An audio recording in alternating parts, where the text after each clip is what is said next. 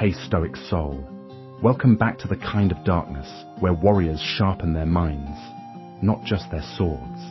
You wandered here tired of shouting into the noise, tired of being haunted by the toxic and the loud. You crave something that doesn't crack under pressure, a kind of dignity that can't be taken, only revealed. You scroll through storms, feeling invaded by demands, criticisms, invisible battles. You wonder if quiet is weakness, if restraint is invisibility, if silencing your fury means losing the fight. The Stoics warned us, power doesn't come from loud words, but from silent mastery. True strength is felt, not forced. Tonight, breathe. This is your sanctuary. We'll explore 10 forms of silence that don't just protect you from toxic people. They make them fear your presence without a word. Prepare to step from chaos to calm. If you're ready to be rare, stay. You want everyone to understand you.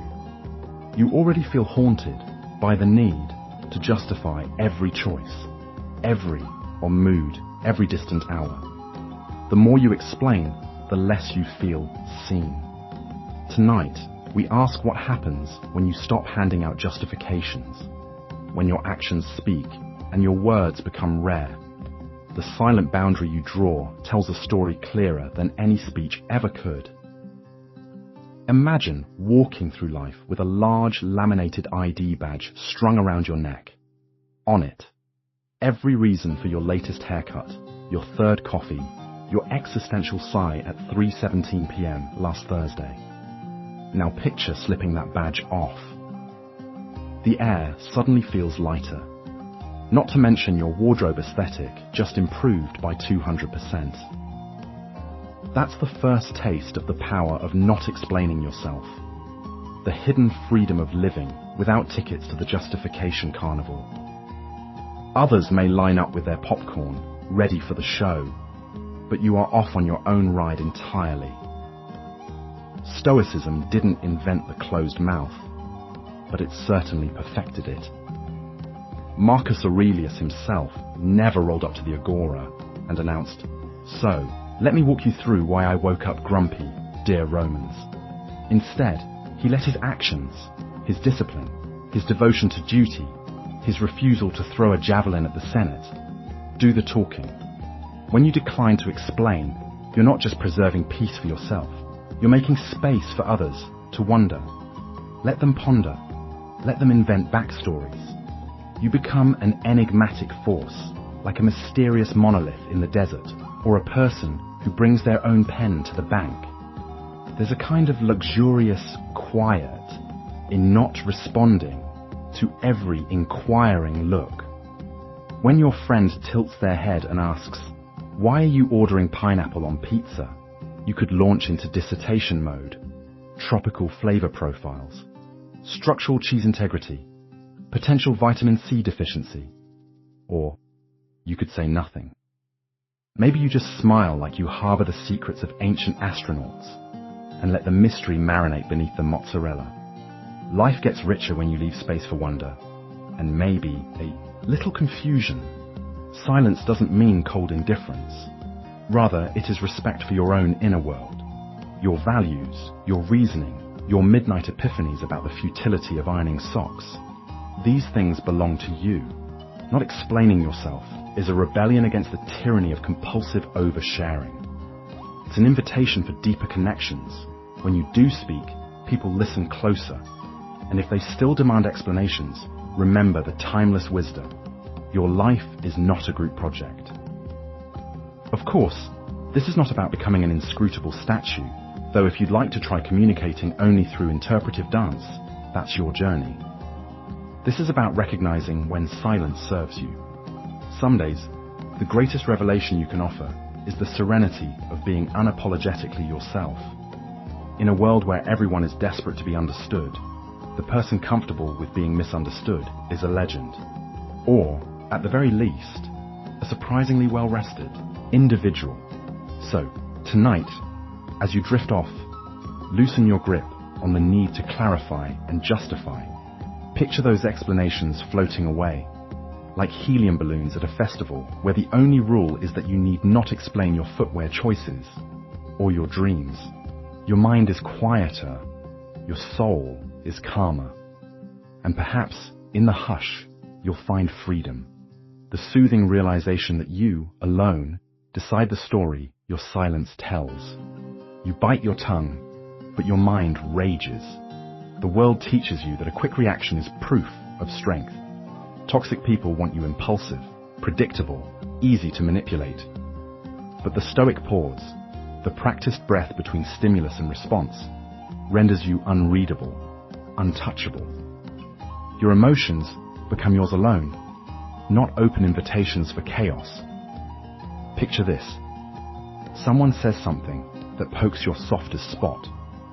Maybe they comment on your haircut, and not in a nice fresh fade kind of way, but in the did you do that yourself, with a weed, whacker style. Instincts flare, right? You're ready to fire back, to unleash a scorching retort fueled by indignation, caffeine, and existential dread. But wait, Stoicism advises you to pause. Let the mind take a walk around the block, catch its breath, maybe get a snack. This pause isn't suppression. Stoics aren't about bottling up everything until you eventually burst into interpretive dance at the next office meeting. No, the pause is power.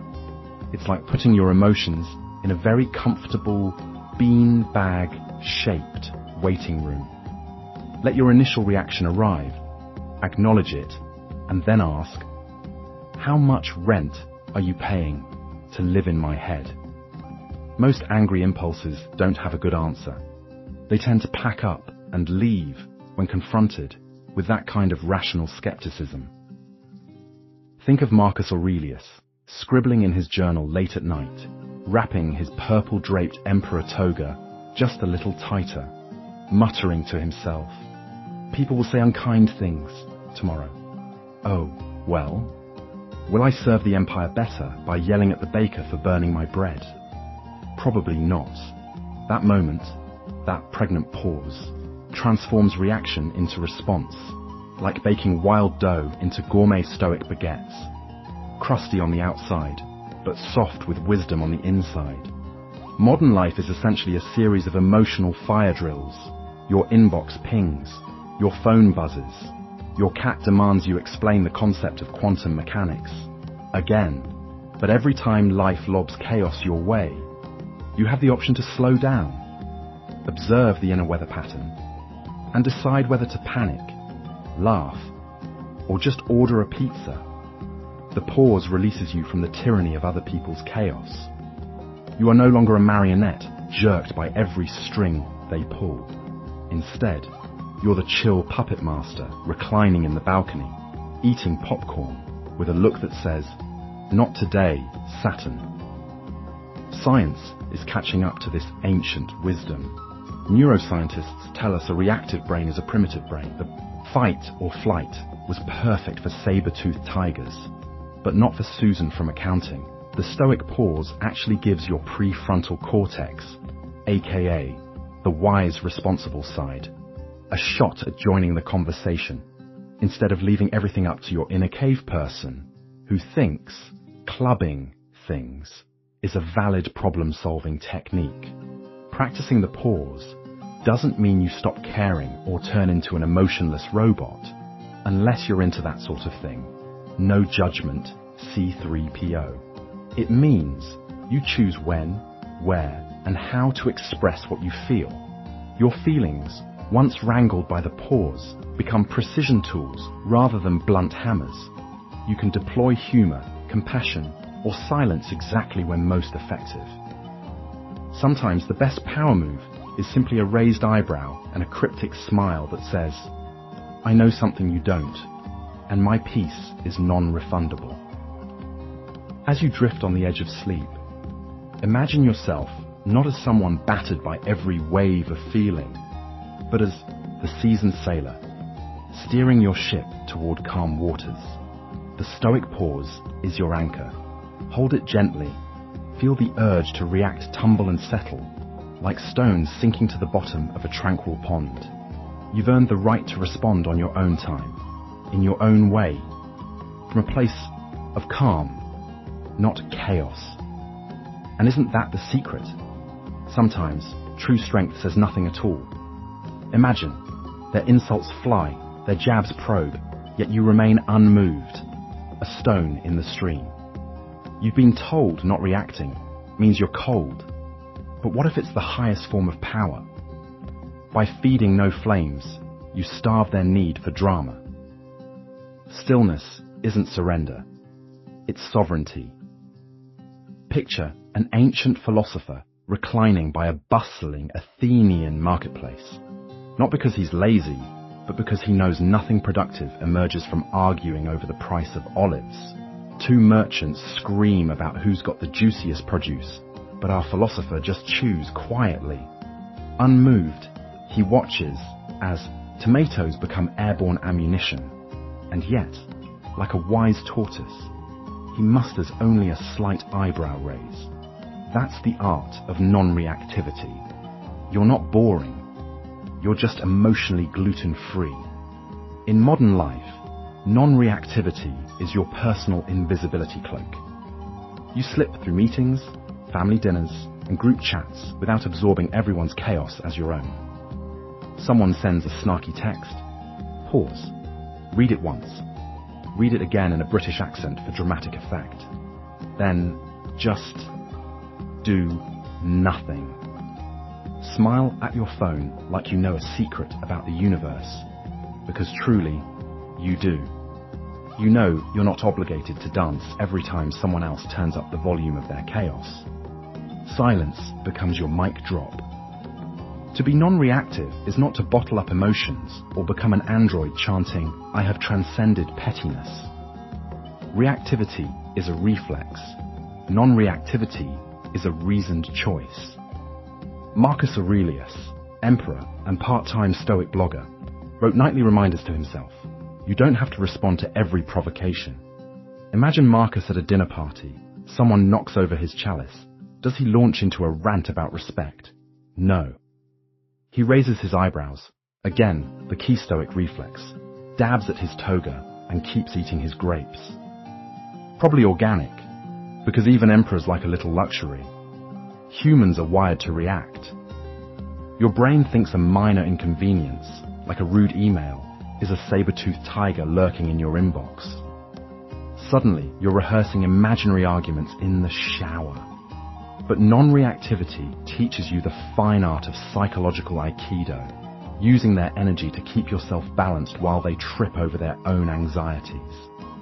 Let's be honest, non-reactivity can look weird to outsiders. You're at Thanksgiving. Uncle Lou delivers a spicy monologue about the youth today. Everyone braces for impact. You reach for more potatoes, calmly crafting a mashed potato mountain of serenity. Lou's words slide off you like gravy, down a hill. Some people will accuse you of not caring, but in truth, you're deeply invested in your own peace.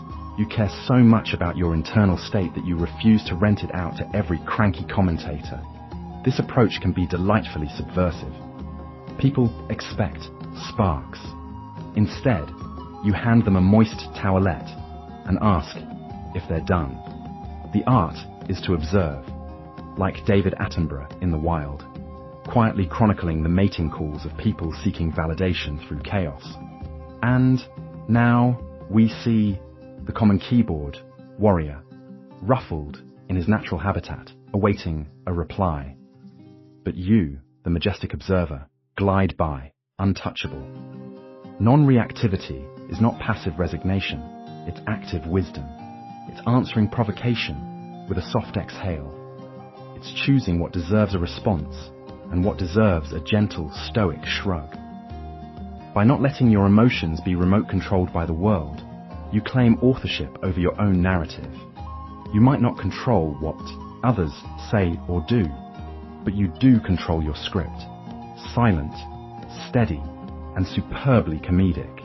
And as you grow in this art, it stops being an act and becomes your baseline. The urge to fling back a sizzling retort softens. the thrill of winning petty contests fades. Humor sneaks back in.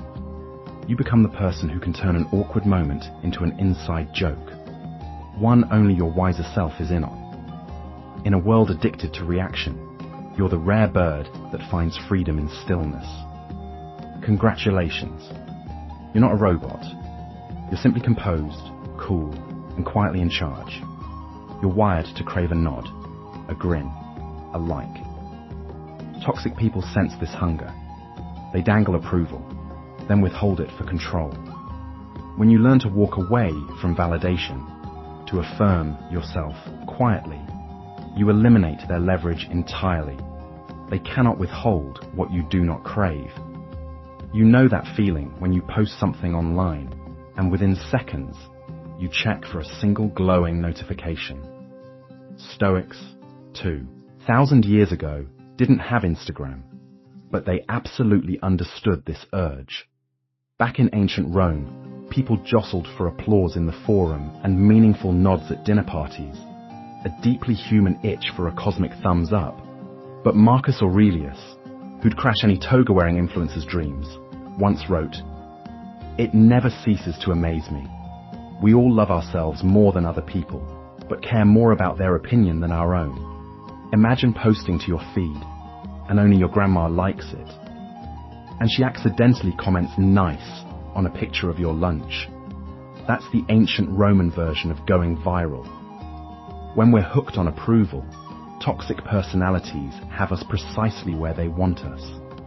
They sniff out our need, then weaponize it. The compliments become breadcrumbs, leading us wherever they wish.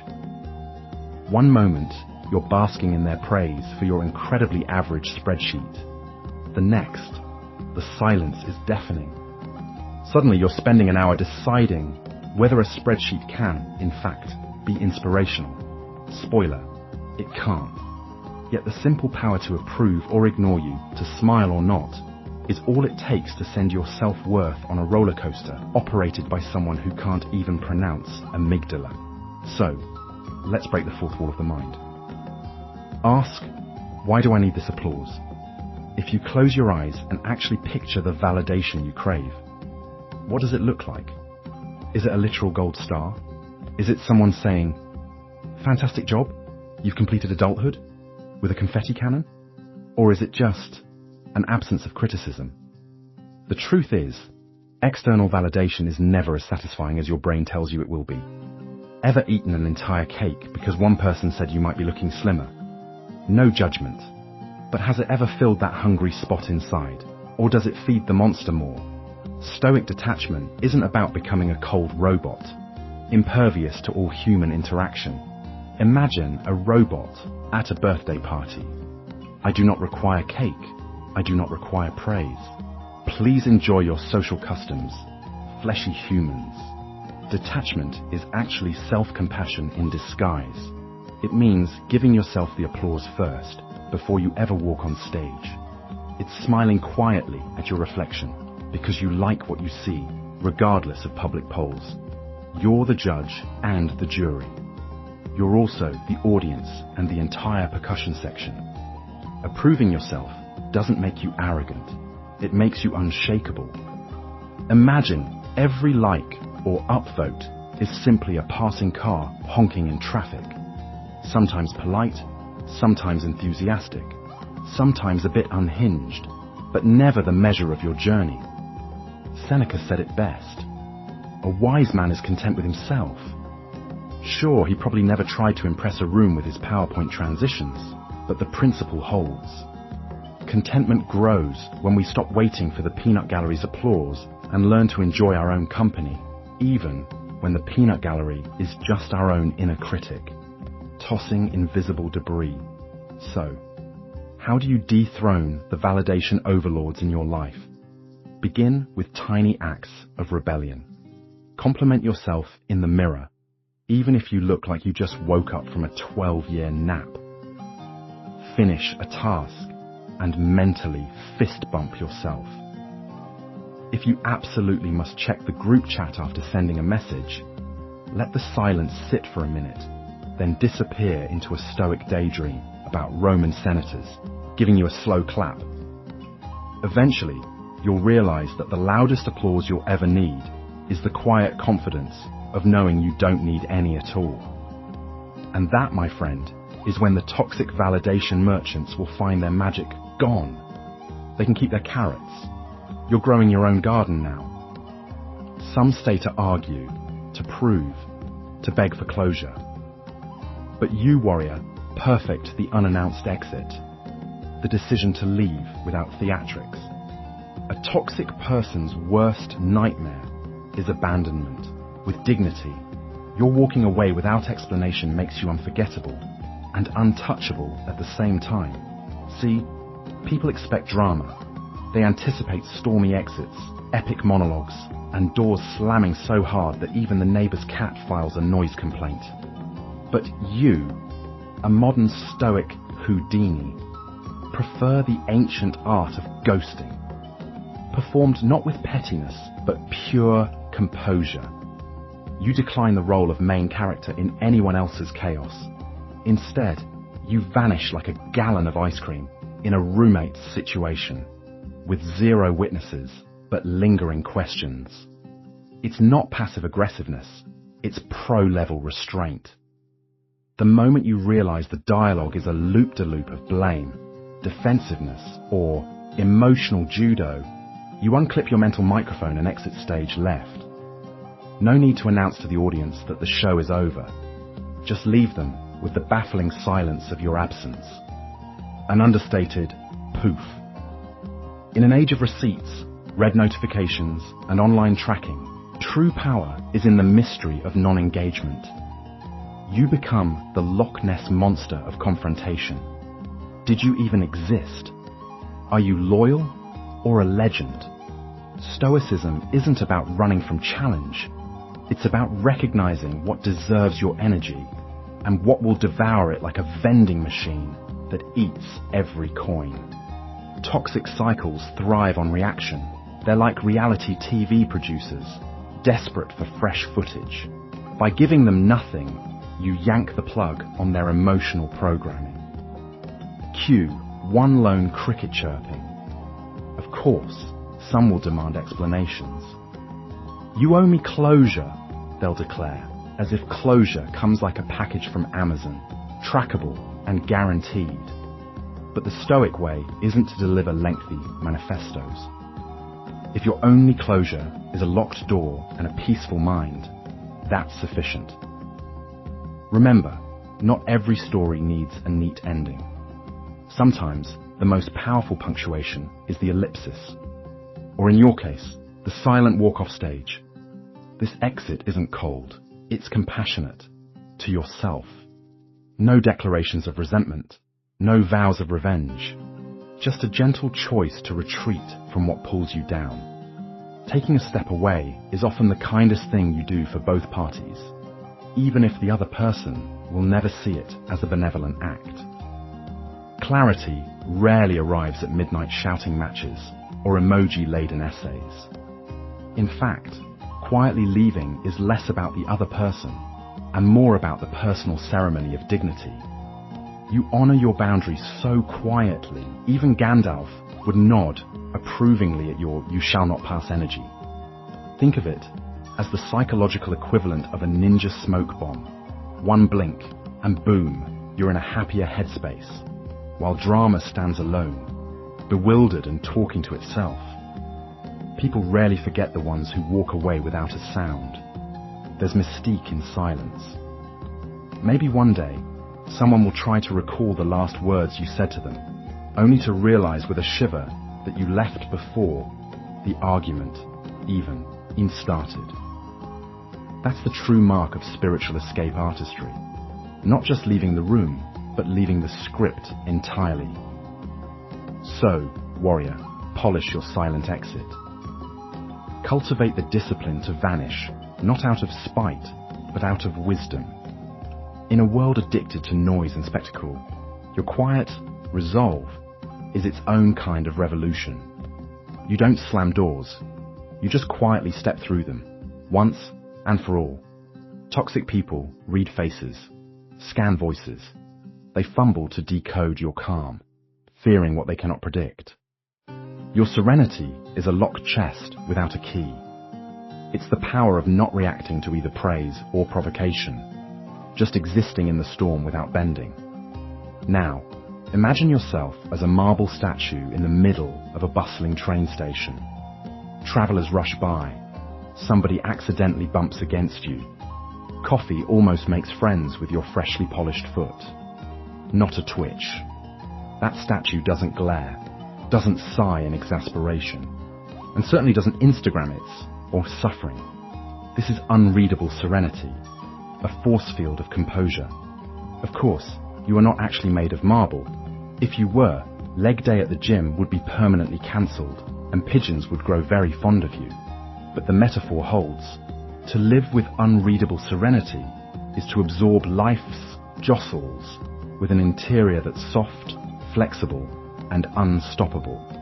In a world addicted to signaling emotions, a raised eyebrow, a quiver in the voice, the international sign of distress known as the exaggerated sigh, you become less like a glass window and more like a mirror. Reflection, not reaction. Toxic personalities, accustomed to extracting energy from your drama, find themselves flummoxed in your still waters. Behind every attempt at poking or prodding, they find the emotional equivalent of a blank capture. Your lack of overt cues is their confounding puzzle. Did you just out-zen the Zen garden? Absolutely. Consider the ancient Stoics, Seneca, who survived imperial Rome's political game of survivor, Epictetus, who turned personal tragedy into philosophical bedtime stories, Marcus Aurelius, whose diary we filch for Twitter quotes. These folks demonstrated serene unreadability in daily practice. They understood an open secret. Your peace is not a resource for others to consume or disrupt. Even at parties where politics, cologne, and someone's third retelling of "that time I almost met Elon Musk" conspire to break your calm, you're a sphinx surrounded by rubber ducks. Here's how the unreadable live. They let waves break against them with the patience of a shoreline. When someone gossips and glances sideways for a reaction, you're a comfortingly boring book cover. Nothing to see here, move along. When somebody tries to probe for your Achilles heel, you shrug inwardly because your ego is kept in an unlisted mailbox. No reaction becomes your favorite creative outlet, a work of performance art in the theater of social chaos. But unreadable serenity isn't about being robotic. You're not auditioning for a mannequin contest next to bored shock dummies. Instead, unreadable serenity is the soft insistence that your interior weather is yours alone. You feel what you feel, but your response is private, like a secret garden that you water while marauding goats, disguised as colleagues, are kept firmly at bay. What others cannot read, they cannot manipulate. What is yours stays yours. You take up the cloak of unreadable serenity, not to hide from life, but to curate which signals you send. Even on bad days, when your coffee spills or autocorrect turns your heartfelt text into a recipe for disaster, you retain the right not to broadcast every squall. It's not stoic suppression, but selective sharing. Or, as Marcus Aurelius might have remarked, the external world should less resemble a group therapy session, and more a garden where only you choose what grows. You don't owe anyone your weather report. Sometimes the forecast is smooth quiet, with a 100% chance of unreadable peace. You offer kindness, open hands, expecting nothing back. Toxic people thrive on keeping scores. But when your generosity comes free of invisible contracts, you become immune to exploitation. They cannot guilt or bargain with you. You've already let go of the prize. Imagine you're at a party and you bring a cheese platter. Not some sad slice of American singles, but an array so glorious that even the mouse philosophers of ancient Greece would have written treatises about it. The people who thank you warmly remind you of what's good in human nature. And then there's the chap who treats your cheese like it's a confession booth. If I take 2 brie wedges, Does that mean I have to drive you to the airport or babysit your collection of bonsai trees? Nope, not tonight. Your only expectation is that they enjoy the cheese, and maybe remember not to put grapes in the hummus.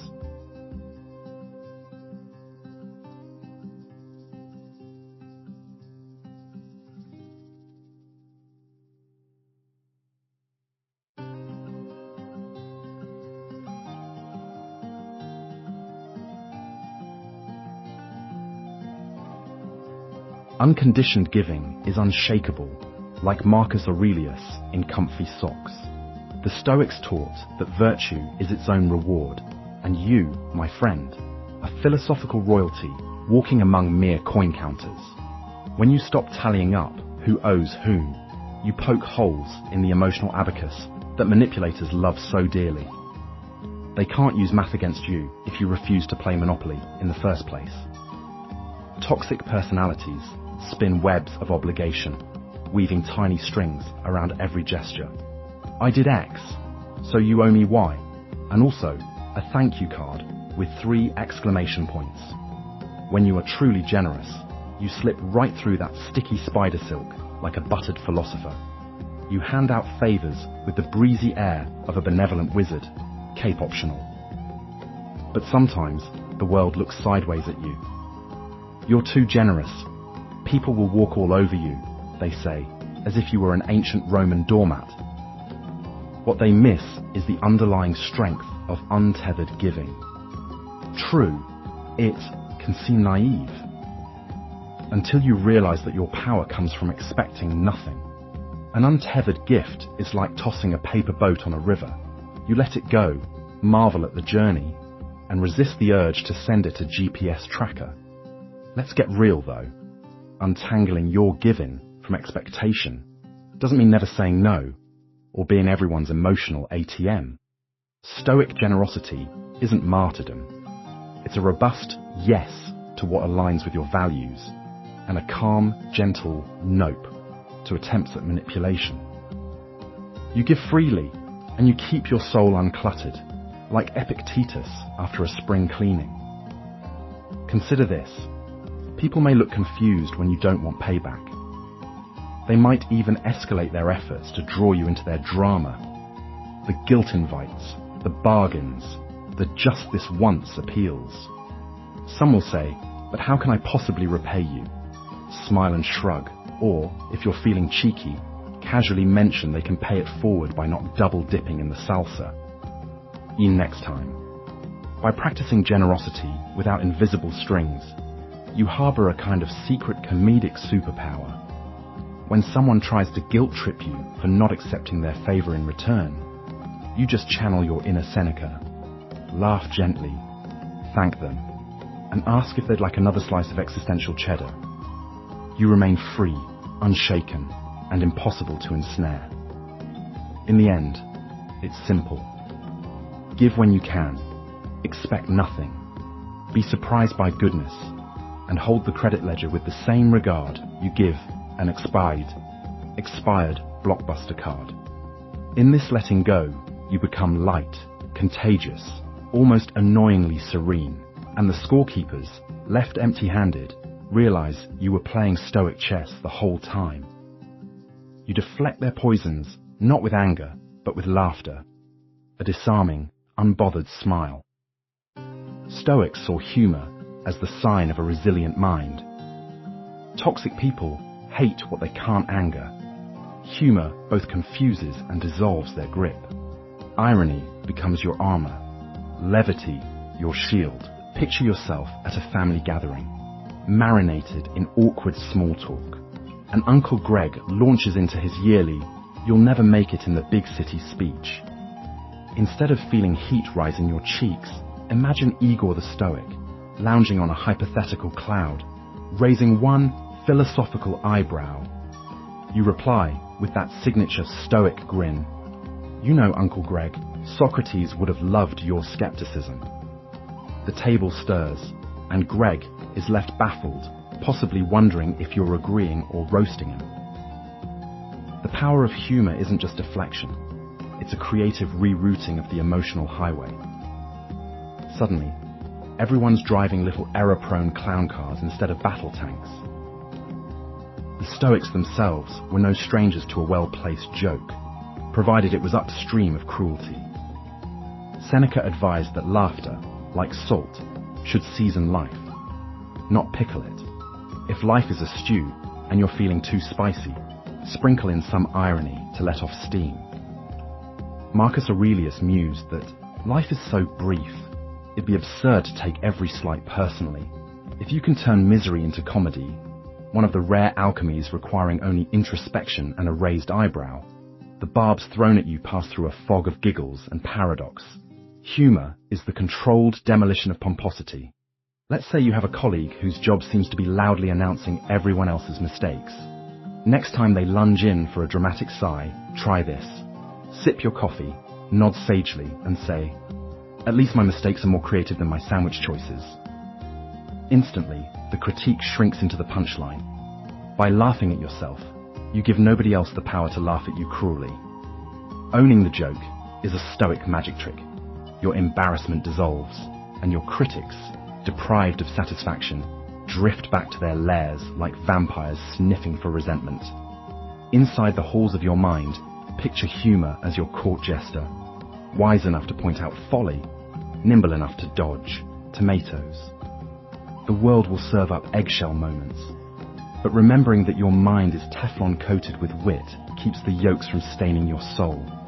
Joke about your own foibles, and you show others you're not a porcelain doll, but rubber band resilient. A snicker at your mistakes declares, "I am regrettably human. Next show at 8, tickets at the door." In this way, laughter becomes an act of courageous acceptance. Modern life, with its traffic jams, endless notifications, and unsolicited advice, provides endless material for Stoic humor. When the train's delayed and everyone is grumbling, whisper conspiratorially, "Ah, the universe gives us a bonus moment to contemplate the mysteries of public transport." Share a wink with the fates. Humor gives distance from discomfort. You stand outside the avalanche, waving an ironic flag. Crucially, Stoic humor seeks elevation, not humiliation. It's not a dagger, but a feather duster. It flicks at the absurdity of the situation, not at the people themselves. You diffuse their anger not by setting it ablaze, but by turning it into a harmless circus act. In this carnival of humanity, the truly wise are those who can walk the tightrope, juggling banana peels and wit, while the audience wonders if you're philosopher or magician.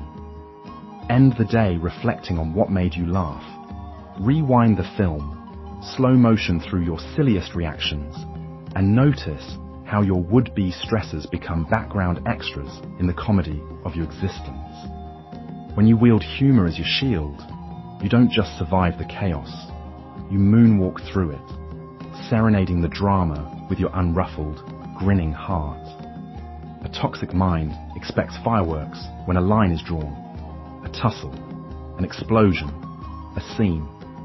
But the Stoic sets boundaries with a nod, a glance, a change of subject.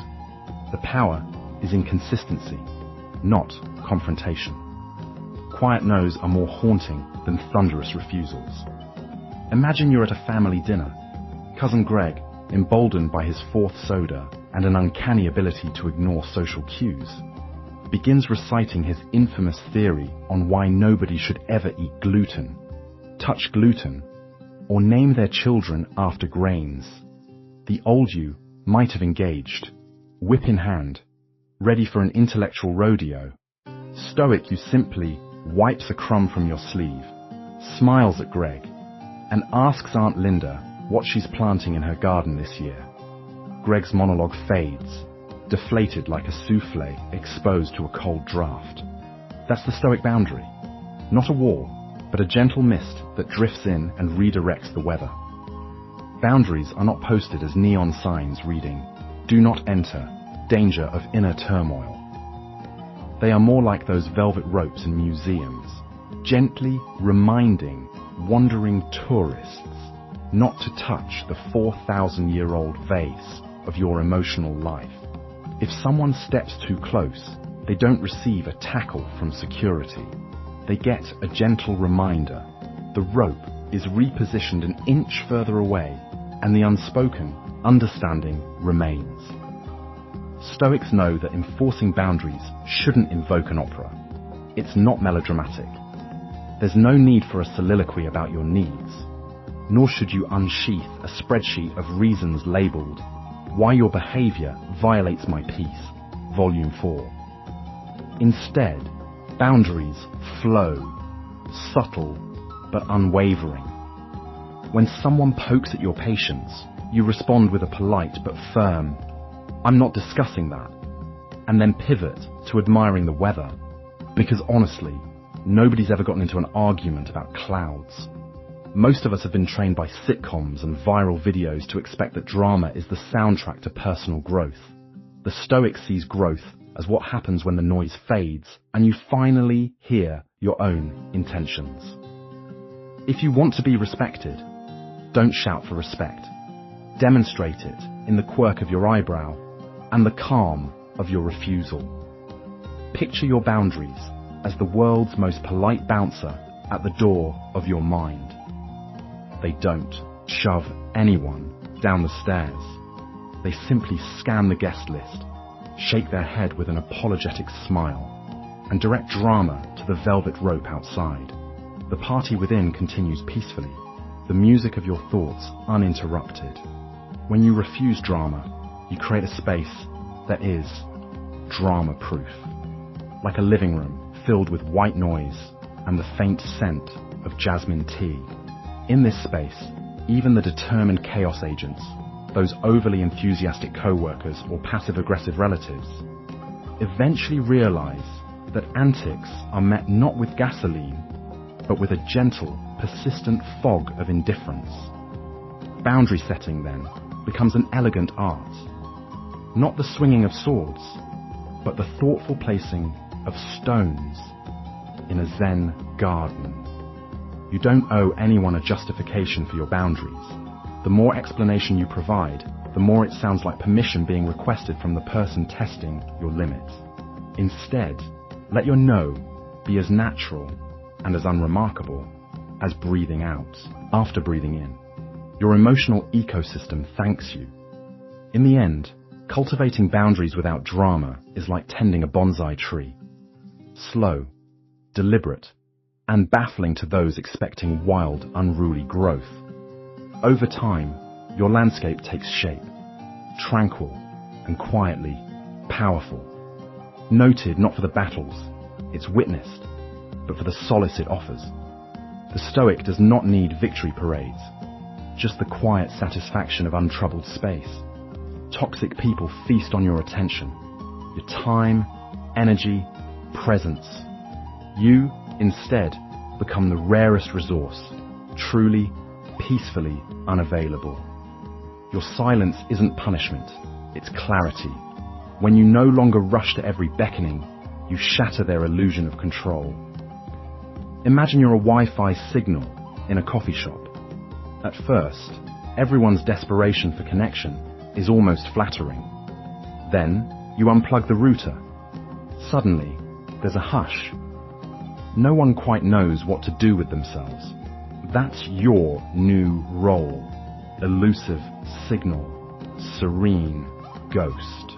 The world of toxic connections wants you plugged in, blinking, ready to buffer their endless saga of drama. But you, wise practitioner of the noble art of unavailability, have chosen airplane mode for the soul. It's not about becoming a stone cold and unfeeling. No, you're not prepping for a career as a village hermit or applying for next top loner. In fact, it's astonishing how much warmth can come from stepping back. Somewhere in your absence, people are forced to face their own echoes.